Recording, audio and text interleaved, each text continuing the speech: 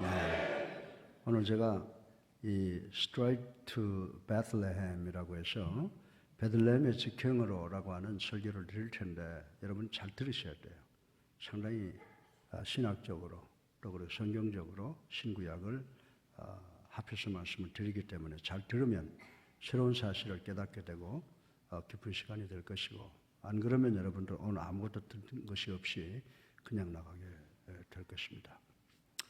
저를 성경을 볼 때마다 놀라게 하는 것은 크리스마스 스토리가 주는 아주 간결한 문장들입니다.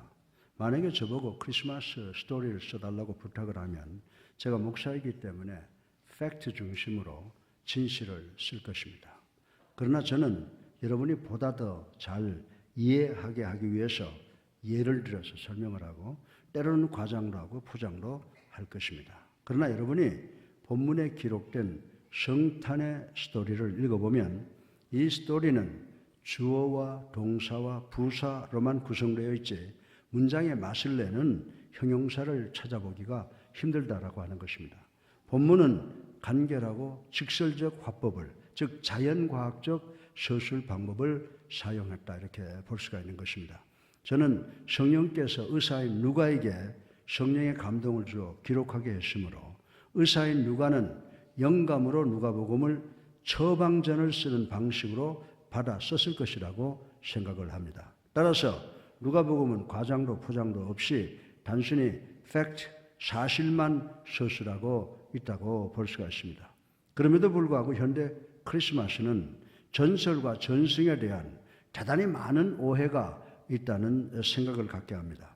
우리는 성탄에 관계된 말구유와 동방박사와 동원된 많은 사람들과 신비한 상황을 합리적으로 그리고 역사적으로 수용함에도 불구하고 우리는 성탄에 투여된 모든 하나님의 권능을 막연한 전설적 스토리로 오해를 하고 있는 경우가 상당히 많다고 하는 것입니다.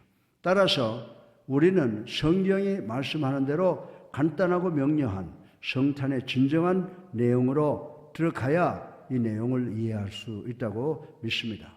따라서 우리가 성탄을 맞이하면서 누가복음의 기록을 통하여 세 가지 상황을 생각해 보시기를 바랍니다. 첫째로 하나님의 예수 그리스도의 탄생을 준비하심과, 둘째로 예수 그리스도의 탄생의 선언, declaration과, 그리고 셋째로 예수 그리스도의 탄생의 결론, result를 생각해 보고 우리 모두 함께 은혜 받으시기를 주님의 이름으로 축원합니다.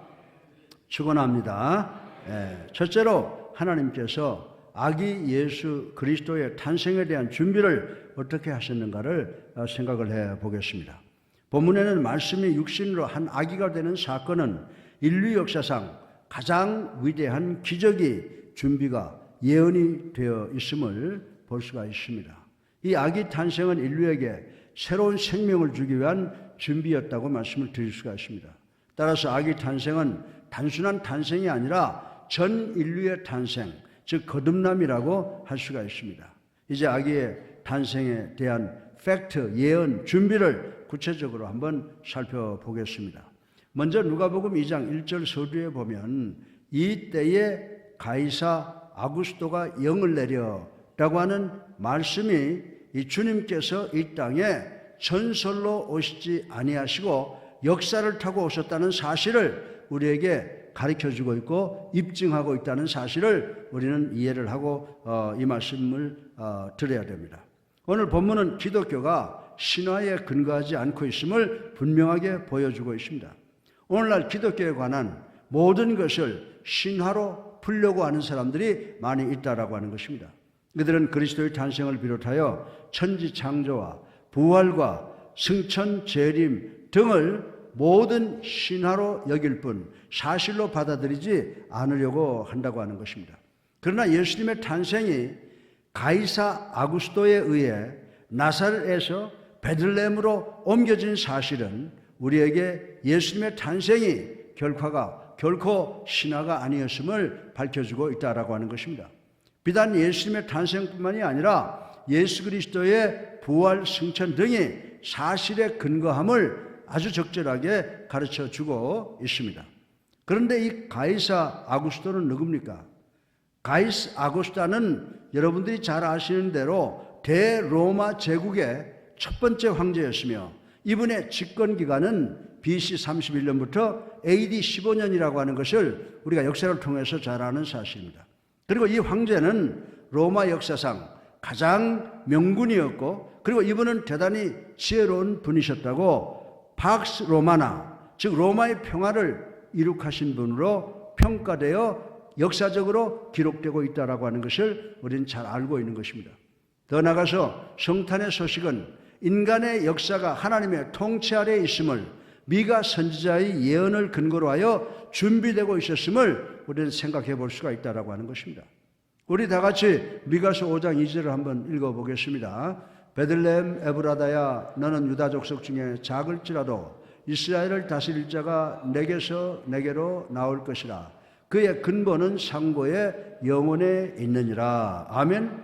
예. 이 당시에 가이사 아구스토 황제의 영향권은 지중해 지역 대부분의 나라에 확장되어 있다는 것을 나타내고 있습니다. 때마침 이 황제는 국토와 국력 확장을 위해서 자금이 필요하니까 자금 마련을 위한 세금 징수를 계획하고 호구조사의 명령을 내려 예수께서 나사렛이 아닌 베들레헴에서 탄생하시게 한 것은 결코 이 황제의 개인적인 명령이나 자의나 우연에 의한 것이 아님을 700년 전에 쓰여진 이 미가의 예언을 통해서 우리가 알 수 있게 되는 것입니다. 사랑하는 성도 여러분, 그리고 로마서 13장 1절을 보면은 각 사람은 위에 있는 권세들에게 복종하라. 권세는 하나님으로부터 나지 않음이 없나니 모든 권세는 다 하나님께서 정하신 바라라고 하여 인간들이 그토록 즐기는 세상의 권세도 하나님의 통치 아래에 있음을 가르쳐 주고 있는 말씀을 우리 읽어볼 수가 있는 것입니다. 그리고 예수 그리스도의 성탄은 하나님의 말씀에 부응했다라고 하는 사실을 우리는 알 수가 있습니다. 주님께서는 육신의 부모인 요셉과 마리아가 살던 나사렛에서 태어나지 아니하고 하나님께서 700여 년 전에 미가 선지자를 통하여 예언하신 대로 베들레헴에서 탄생하셨다는 사실을 우리는 의미심장하게 받아들여야 된다고 하는 것입니다.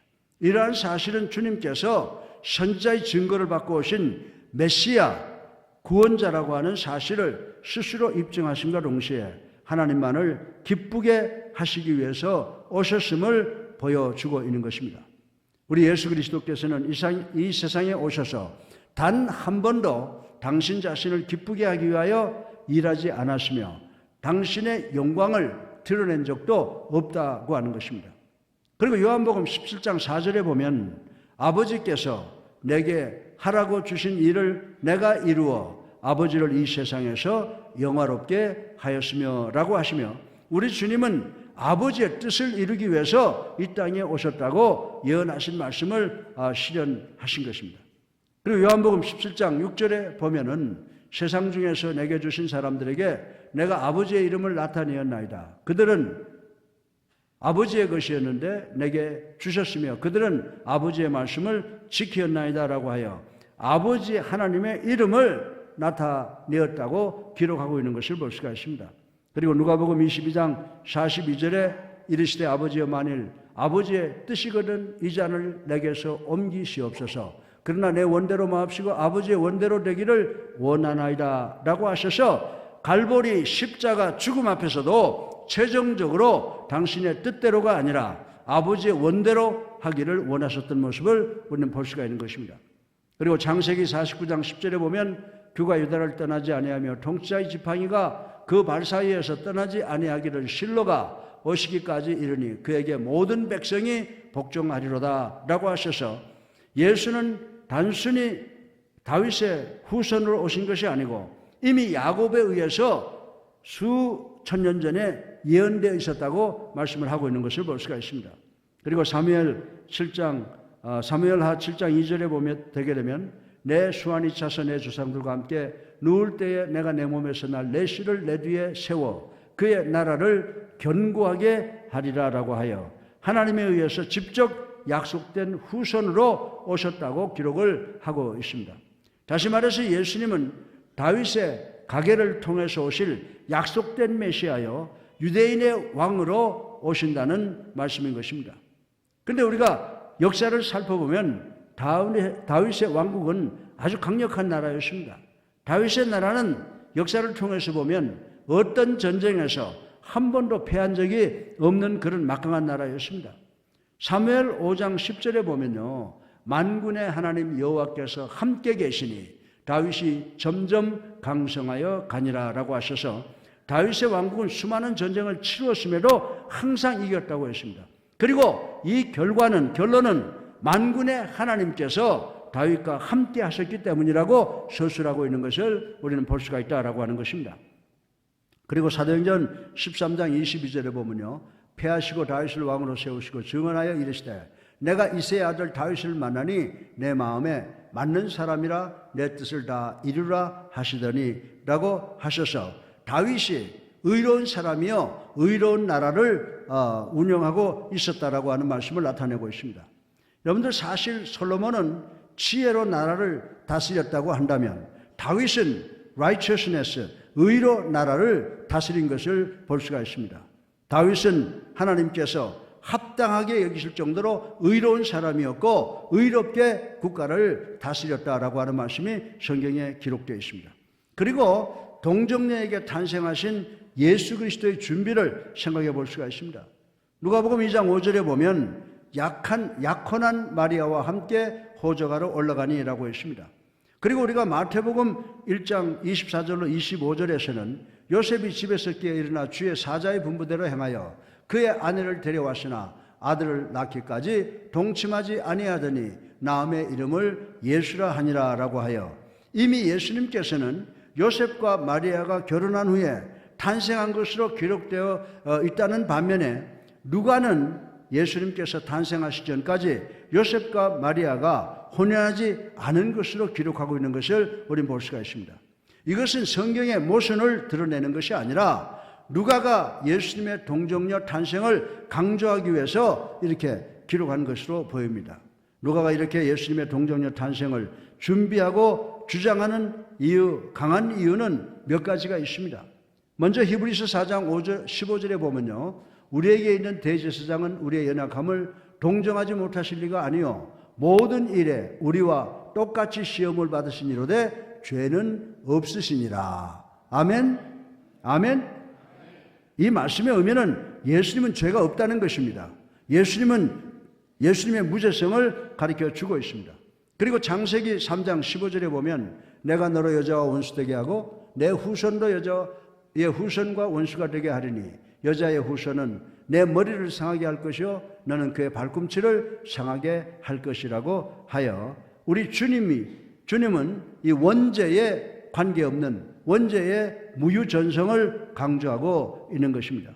그리고 요한복음 1장 1절에 보면요, 태초에 말씀이 계시니라 이 말씀이 하나님과 함께 계셨으니 이 말씀은 곧 하나님이시라고 했습니다. 이는 예수 그리스도께서는 완전한 인간임과 동시에 완전한 하나님, humanity and deity를 확실하게 나타내기 위한 말씀이라고 생각할 수가 있습니다.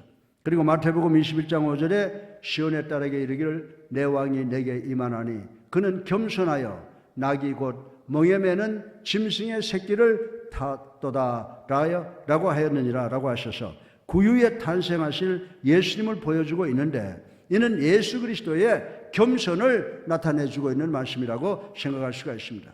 예수 그리스도는 유대인의 왕으로 오시고 12영도 더 되는 천사도 부릴 수 있는 엄청난 권세를 안고 이 세상에 오셨지만은 그 지위와 권세로 이 세상에 군림하지 아니하시고 억압하기 위해서 오시지 않으셨다는 것입니다. 오히려 예수님은 겸손한 왕으로 이 세상에 오셨다는 말씀을 하시고 계시는 것입니다. 또한 백성들의 패척을 볼 수가 있습니다. 베들레헴은 아버지 요셉의 고향으로서 주님은 여관은 물론이요 가정집에서 태어났어야 했었으나 예수님께서 구유에 나실 것은 장차 당신 고향에서 배척받으실 것을 예언한 것을 성취하기 위함이라고 말씀을 드릴 수가 있습니다. 누가복음 4장 25절의 말씀을 보면 선지자가 고향에서는 환영을 받는 자가 없느니라고 하는 말씀을 요한복음 1장 11절에 자기 땅에 오매 자기 백성이 영접하지 아니하였으나 라고 하여 예수 그리스도 당신께서 당신 백성에게 배척받을 것을 암시한 것을 우리는 읽어볼 수가 있습니다. 주님은 우리 인간들의 죄를 사하시기 위해서 오셨는데 반대로 우리로 하여금 배척받기 위해서 그리고 죽기 위해서 이 세상에 태어났다고 성경은 이야기를 하고 있는 것입니다. 이것이 이 땅에 태어나신 메시아로서의 예수 그리스도의 삶인 줄 깨달아 하나님께서 주님의 성탄 준비를 철저하게 하셨음을 인식하셔서 주님이 준비된 사람으로 역사 속에 오셨다고 하는 것을 감사하는 우리 모두가 되기를 주님의 이름으로 축원합니다. 둘째로 하나님께서 예수 그리스도의 탄생의 선언을 통하여 세상에 비천한 자들을 버리지 아니하신다는 사실을 생각을 해 보겠습니다. 우리 주님은 타고난 재능도 없고 부모로부터 물려받은 재산도 없고 지혜도 건강도 없는 자들을 결코 소홀히 대하지 아니하시겠다고 말씀하신 것입니다. 이 버리지 않는다라고 하는 말은 그들에게 무관심하지 않다는 말씀으로 해석하면 틀림이 없습니다. 오히려 미천한 자들에게 정상적인 사람들에게 갖는 관심보다 kop절의 관심을 가지신다고 말씀을 하셨습니다. 본문은 이러한 사실을 단적으로 선언하셨으므로 또 그것을 입증을 해줍니다. 본문에 보면 하나님께서는 예루살렘 왕궁이나 성전에 있는 높은 지위에 있는 자들에게 그리스도의 탄생을 선언하지 않으셨다라고 하는 것입니다. 가장 낮고 천한 목자들에게 먼저 성탄의 사실을 선포하셨습니다. 그러면 왜 이들에게 가장 먼저 성탄의 소식을 알리셨는지 선포하셨는지를 함께 생각해 보기로 하겠습니다. 먼저 본문에 나타나는 목자들은 성실한 천국의 일꾼의 모형이라고 생각을 합니다. 그들은 아기 예수님이 탄생하신 그 캄캄한 그리고 추운 밤에 들판에 깨어 있었습니다. 모든 사람이 한낮에 피로를 씻고 잠자리에 든 그 시간에 목자들은 여전히 들판에서 일을 하고 있었다라고 하는 것입니다. 양떼를 믿고 맡겨준 주인의 뜻을 저버리지 않은 것입니다. 이들은 자신들의 주인에게 있어서 참으로 진실한, 신실한, 충성된 종의 모습이라고 말씀을 드릴 수가 있는 것입니다. 구약 시편 126편 5절로 6절에 보면 눈물을 흘리며 씨를 뿌리는 자는 기쁨으로 거두리로다. 울며 씨를 뿌리러 나간 자는 반드시 기쁨으로 그 곡식단을 가지고 돌아오리라. 아멘. 네, 이 귀한 말씀을 우리는 잘 압니다. 그리고 신약 마태복음 25장 21절에 보세요. 그 주인이 이르되 잘하였도다 착하고 충성된 종아 내가 적은 일에 충성했음에 내가 많은 것을 내게 맡기리니 내 주인의 즐거움에 참여할지어다 라고 하는 말씀, 이 말씀을 받은 자들이 바로 이 목자들이라고 생각할 수가 있습니다. 따라서 목자들에게 그 큰 기쁨이 가장 선포된 것은 결코 우연이라고 말씀드릴 수가 없습니다. 마땅히 그 영광은 기름진 배를 따뜻한 온돌방에 대고 안락하게 잠자는 게으른 지위 높은 자들에게 돌아가지 않는다라고 하는 것입니다. 이 목자들처럼 애를 태우며 맡겨진 일에 최선을 다하는 충성된 종들에게 돌아가는 축복이라고 말씀을 드릴 수가 있습니다. 그리고 들판의 목자들은 그 당시 깨어 있었습니다. 또한 본문에 나타나는 목자들은 천국을 사모하여 기다리는 신실한 성도의 모습이라고 말씀을 드릴 수가 있습니다. 그들은 마치 그날 하나님의 영광이 나타나고 기쁜 소식이 전해질 것이라는 사실을 알고 있었기나 한 듯이 한밤중이 되었는데도 자지 않고 깨어 있었다고 하는 것입니다. 모든 인간 삼라만상이 잠들고 있을 그 시간에 유독 이 목자들만 깨어 있었다고 하는 사실인 것입니다. 달리 표현하면 목자들이 깨어 있었기 때문에 하나님께서는 목자들에게만 전할 수 있었고 다른 사람에게는 전할 수 없었다고 이런 논리를 전개할 수도 있는 그런 상황이었다라고 하는 것입니다. 따라서 21세기를 살아가는 현대 그리스도인들, 우리 성도들은 주님을 맞이하기 위해서는 깨어 있어야 되는 줄로 믿으시기 바랍니다. 마태복음 25장 1절로 4절에 이렇게 말씀했습니다. 그때에 천국을 마치 등을 들고 신랑을 맞으러 나간 10처녀와 같다 하리니 그 중에 5은 미련하고 5은 슬기 있는 자라 미련한 자들은 등을 가지되 기름을 가지지 아니하고 슬기 있는 자들은 그릇에 기름을 담아 등과 함께 가졌더니 아멘. 부지런하는 자가 가장 귀한 것을 얻을 수 있다고 하는 것입니다. 사랑하는 성도 여러분, 천국을 사모하는 자들은, 주님을 기다리는 성도들은 반드시 깨어 있어야 되는 줄로 믿으시기를 주님의 이름으로 축원합니다. 사랑하는 성도 여러분, 목자들은 비천하였습니다. 본문의 목자들은 또한 천국의 영광을 소유할 준비가 이미 끝난 자들의 모형이라고 말씀을 드릴 수가 있습니다. 목자들은 자신들의 곳간과 함께 이미 마음까지도 완전하게 비어졌던 사람들이었습니다. 따라서 주님께서는 목자들에게 임하시기만 하면 언제든지 그들의 삶 속에, 그들의 마음 속에 주인이 되실 수가 있었던 것이었습니다. 따라서 목자들에게 천국 복음이 가장 먼저 선포된 것은 너무나도 자연스럽고 당연한 일이라고 저는 믿어 의심치 않습니다. 따라서 우리는 이들과 같이 주님의 기쁜 소식을 듣고 영광을 보기 원한다면 가장 먼저 우리들의 마음을 비워야 되는 줄로 믿으시기 바랍니다. 마태복음 6장 21절에 보면 내 보물이 있는 그곳에 내 마음이 있느니라 라고 했습니다. 왜냐하면 이 보물이 있는 곳에 우리의 마음도 있기 때문입니다. 이런 결과들로 목자들은 하늘 영광을 입었습니다. 주의 영광이 저희를 두루비치매라고 했습니다. 목자들에게 임한 것은 세속의 재물이나 명예나 권세나 인기와 지위가 아니었습니다. 목자들은 이스라엘 민족이 그토록 대망하던 메시아의 영광을 제일 먼저 보는 축복을 받게 된 것입니다. 세상 임금의 영광은 보아도 그것이 기쁨이요 큰 영광인데 목자들은 하늘 아버지, 하늘 임금의 영광을 가장 먼저 보는 축복을 얻게 된 줄로 믿으시기 바랍니다. 이처럼 하나님께서는 신령한 젖을 사모하는 사람에게 절대로 세속적인 것을 주질 않습니다. 세상에 잠깐 있다 없어질 영광을 주시지 아니하십니다. 그 대신에 영원한 하늘의 영광, 경건한 성도의 영혼이 기뻐할 신령한 복을 당신의 사랑하는 백성들에게 주시는 하나님이신 줄로 믿으시기 바랍니다. 그리고 이 천사들은 두려움을 그치게 하는 소식을 전달받았습니다. 천사가 이르되 무서워 말라. 목자들은 거룩함을 대할 때마다 생기는 죄로 인한 두려움을 그치게 하는 소식을 전달을 받았습니다. 곧 하나님께서 인간의 죄의 문제를 깨끗이 해결하시리라는 이 암시에 가까운 소식을 전달받은 것이라고 말씀을 드릴 수가 있습니다.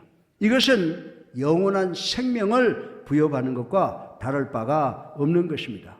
모든 세상 짐을 해결해 주시겠다는 약속을 받는 것과 같은 것입니다.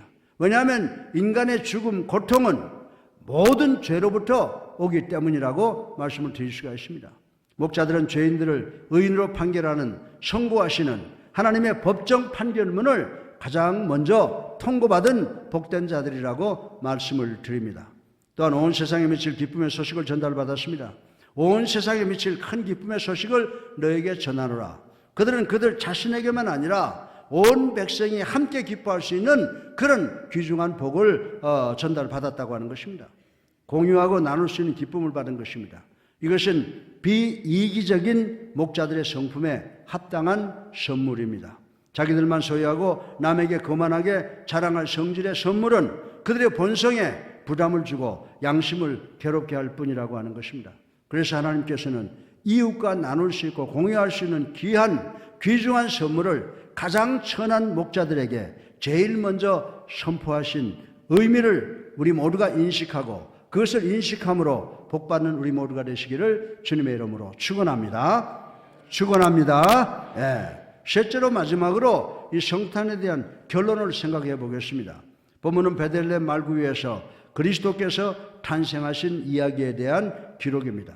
다윗의 동네인 베들레헴은 미가 선지자에 의하여 약 700여 년 이전에 메시아가 탄생할 것으로 예언됐던 곳이라고 말씀을 하고 있습니다. 미가서 5장 2절에 보면요, 베들레헴 에브드라야 너는 유다 족속 중에 적을지라도 이스라엘을 다스릴 자가 내게서 나오리라. 그의 근본은 상고의 영혼에 있느니라 라고 해서 본문에서 그 예언이 성취되었음을, 다시 말해서 이 누가복음의 결론이 났음을 이야기할 수가 있는 것입니다. 우리는 여기서 예수 그리스도의 탄생과 그 구속자적 직분에 대해서 상고해 보기로 하겠습니다. 먼저 예수가 탄생하신 곳 베들레헴을 생각을 해보겠습니다. 우리 다 같이 누가복음 2장 11절을 함께 읽어보겠습니다. 오늘날 다윗의 동네에서 너희를 위하여 구주가 나셨으니 곧 그리스도 주시니라. 아멘. 이 말씀을 살펴본 대로 베들레헴은 다윗의 동네로서 메시아가 탄생할 것으로 예언되었던 것이고 또 준비가 된 것입니다. 당시에 예수의 부모 요셉과 마리아는 정혼한 사이였고 나사렛에서 목수직을 하고 살았습니다. 로마 황제 아우구스토가 돈을 모으기 위해서 세금 징수를 위한 목적으로 호종령을 내려 이들은 고향인 베들레헴으로 내려오지 않으면 안 되었습니다. 그러한 정혼한 마리아는 그때 성령으로 잉태한 아이가 해산할 기한이 차 있었습니다.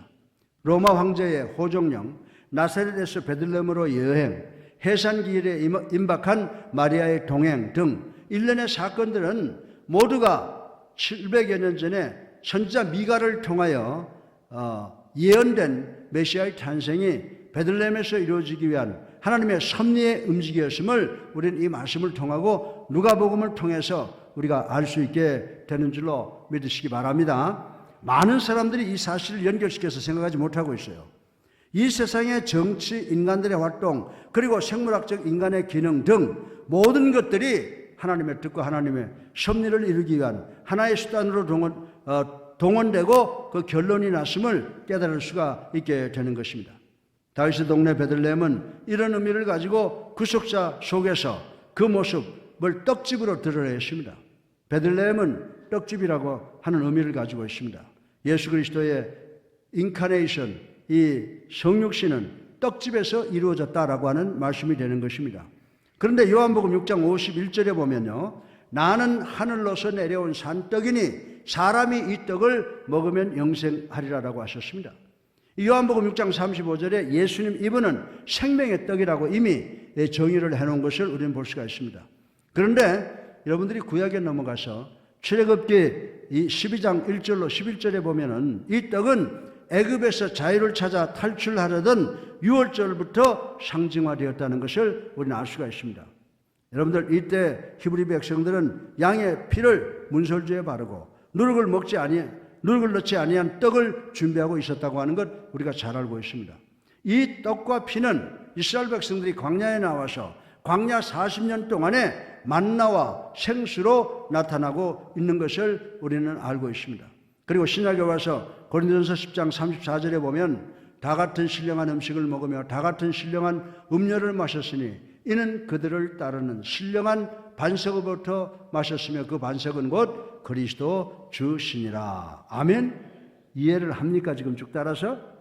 아멘. 그리고 요한복음 6장 54절로 54절에 와서는 내 살을 먹고 내 피를 마시는 자가 영생을 가졌고 마지막 날에 내가 그를 다시 살리시니 내 살은 참된 양식이요 내 피는 참된 음료로다 라고 하셔서 이 신약 예수 그리스도 때에 이르러 정말 이 살과 떡은 예수 그리스도의 살과 피로 표현되어 있는 것을 우리는 볼 수가 있습니다.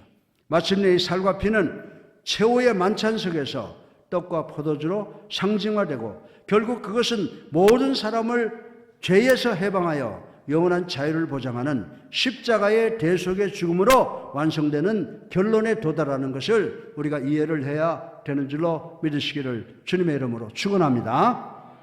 생명의 떡으로서 하늘에서 내려와서 떡집 베들레헴에서 나신 예수 그리스도는 이렇게 하여 요한복음 6장 55절의 말씀처럼 우리를 위하여 참된 양식으로서 당신의 생애를 이 지상에서 시작하신 것으로 결론을 내고 있는 것입니다. 그리고 예수님께서 탄생하신 환경은 여행 중이었음을 우리는 알 수가 있습니다.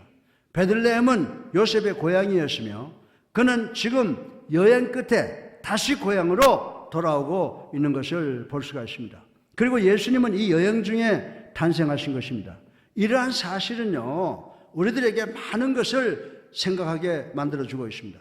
사랑하는 성도 여러분, 우리 모든 인생들도 다 고향을 떠난 나그네들인 줄로 믿으시기 바랍니다. 그리고 이 여행의 궁극적인 목적은 고향으로 돌아가시는 것이며 더 나아가서는 예수 그리스도와의 만남인 줄로 믿으시기를 주님의 이름으로 축원합니다. 예수 그리스도께서 여행 중에 탄생하셨다라고 하는 것은 나그네 인생에게 내리시는 하나님의 축복이며 삶의 목적을 제시하는 귀중한 상징적 결론을 의미하고 있다라고 하는 것입니다. 그리고 12절에 보면요, 너희가 가서 광보에 쌓여 구해놓은 아기를 버리니 라고 했습니다. 예수께서 말구이에 탄생하신 것은 예수 그리스도의 당신 비하의 시작이었으며 고난의 시작이었다라고 하는 것을 우리는 알 수가 있습니다. 그리고 예수 그리스도는 지금 가장 높은 곳인 하나님 우편에 앉아 계십니다.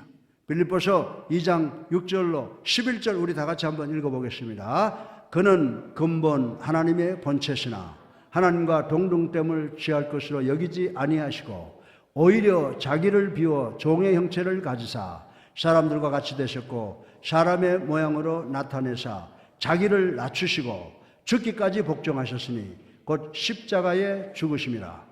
이러므로 하나님이 그를 지극히 높여 모든 이름 위에 뛰어난 이름을 주사 하늘에 있는 자들과 땅에 있는 자들과 땅 아래에 있는 자들로 모든 무릎을 예수의 이름에 꿇게 하시고 모든 입으로 예수 그리스도를 주라 시인하여 하나님 아버지께 영광을 돌리게 하셨느니라. 아멘.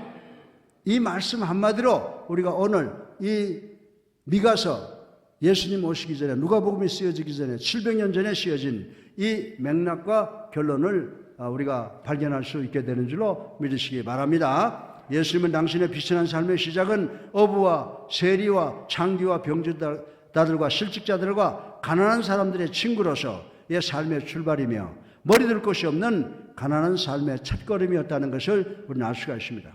예수 그리스도의 생애는 가난과 비천함을 거룩함으로 승화시킨 분이신 줄로 믿으시기 바랍니다. 또한 12절에 이것이 너희에게 표적이니라고 하셨습니다.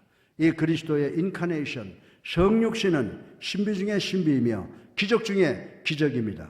영생하시는 하나님이 말구이에 나셨다는 것은 모든 사람, 우리 모두의 구주가 되기 위하심인 줄로 믿으시기 바랍니다.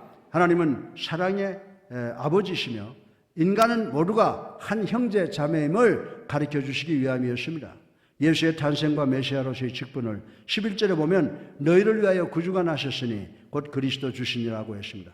여기서 이 Christ, Lord라고 하는 이 단어는 모두 메시아의 구속사역적 직분을 나타내고 있는 말씀입니다.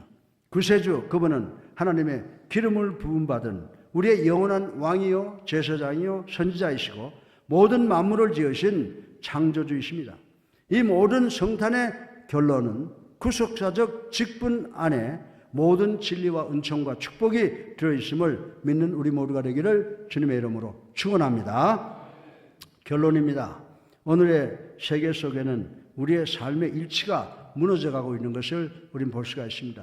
각종 문이 열리는 것을 볼 수가 있습니다. 독재와 공산주의는 무너져 가고 있습니다. 그러나 무신론이 극성을 부리고 있습니다. 여러분이 지금 보는 것은 공산주의를 비롯한 사상의 문제가 아니라고 하는 것입니다. 무신론주의가 문제입니다. 종교다원론주의가 문제입니다. 양성평등 더 나아가서는 동성찬양주의가 우리 그리스도인들에게 절대 문제라는 사실을 우리는 깨달아야 되는 줄로 믿으시기 바랍니다. 그러나 우리를 구원하신 예수 그리스도께서 탄생하셨습니다. 우리는 예수 그리스도의 성탄을 세상에 나가서 선포해야 됩니다. 지극히 높은 곳에서는 하나님께 영광이요라고 하셨습니다. 소련을 비롯한 공산권의 문이 열렸습니다. 아프리카, 남미, 동남미, 동남아시아, 중동의 나라들이 문을 열었습니다. 우리는 이 나라들을 자유롭게 오갈 수가 있습니다. 대단히 좋습니다. 그러나 우리는 하나님의 말씀을 가지고 가야 되는 줄로 믿으시기 바랍니다. 기회가 있습니다. 우리 마음이 열렸습니다. 복음 구주 예수 그리스도께서 이 세상에 탄생하셨다고 방방곡곡에 전해야 됩니다. 이렇게 되면 지극히 높은 곳에서는 하나님께 영광이요 땅에서는 기쁨을 입은 자들에게 평화가 미치게 될 줄로 믿습니다. 우리는 이 기쁜 소식을 들고 세상으로 나가야 된다고 명령을 받은 줄로 믿으시기 바랍니다. 이 크리스마스 모든 계획과 준비 그리고 높은 곳에서 낮은 곳으로 목자들에게 전해지는 소식 선포가 있었습니다. 6월절 어린 양이 되셨습니다. 6월절 어린 양이신 예수님께서 이 세상의 기초를 위해서 죽음을 당하셨습니다. 그리고 결론이 있습니다. 흥미가 다 지나가고 그들은 기이하게 여겼습니다. 마리아는 마음에 새겼습니다. 묵상했습니다. 그러나 목자들은 하나님께 영광을 돌렸습니다.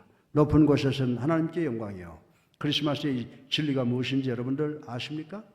마리아는 어린 양을 출산했다는 것입니다. 그의 이름은 예수 그리스도라고 하는 것을 아셔야 됩니다.